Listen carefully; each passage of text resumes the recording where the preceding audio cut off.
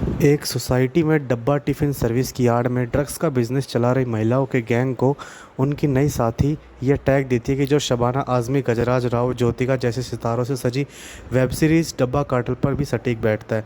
यह series drug mafia पर बने मशहूर शो नार्कोस का एक देसी फीमेल सेंट्रिक वर्जन मुहैया कराने की कोशिश। डब्बा कार्टेल सीरीज़ की अगर हम बात करें तो इसकी कहानी की बात करते पहले हम कहानी अपनी अपनी ज़िंदगी में किसी न किसी मजबूरी से जूझ रही 5 महत्वाकांक्षी महिलाओं राजी, माला, शाहिदा, वरुण और शीला के साथ जुड़ने और टिफ़िन सर्विस की आड़ में ड्रग कार्टेल खड़ा करने और उससे जुड़ने चुनौतियां की हैं।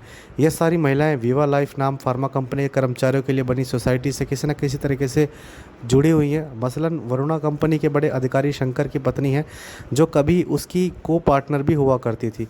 राजी का पति हरी उस कंपनी में जॉब करता है जिसका इकलौता सपना जर्मनी जाना है। इसके लिए वह अपने बॉस शंकर को खुश करने में जुटा हुआ है।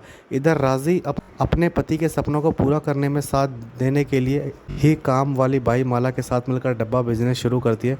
लेकिन हालात ऐसे बनते हैं कि डब्बा में खाने के साथ साथ उन्हें ड्रग्स भी बेचना पड़ता है, कभी मजबूरी में तो कभी महत्वाकांक्षाओं के चलते। साथ ही उनके बिजनेस पार्टनर की संख्या भी बढ़ती है, जिसमें ब्रोकर शाहिदा और वरुणा के अलावा सबसे अहम किरदार राजी की सास शीला उर्फ काशी यानी शबाना आज़मी, जिनका एक पुराना अतीत था। इधर वीवा लाइफ कंपनी अपनी एक प्रतिबंधित दवा की बिक्री को लेकर अलग क्राइसिस से जूझ रही होती है।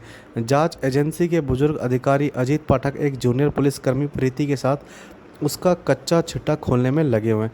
कुल मिलाकर कहानी में बहुत कुछ हो रहा है, कई ट्विस्ट आते हैं, मगर ये नएपन का एहसास नहीं कराते।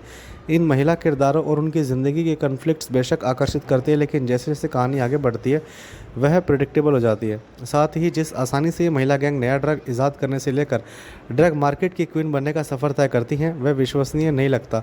इसके बावजूद यदि सीरीज़ आपको बांधे रखती है तो उसका श्रेय कलाकारों की एक्टिंग को जाता है।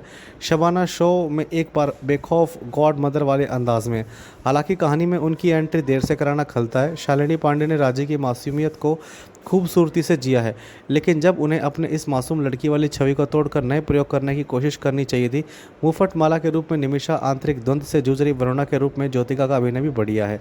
वहीं अंजलि आनंद और सई तमड़कर भी अपने किरदारों के साथ न्याय करती है।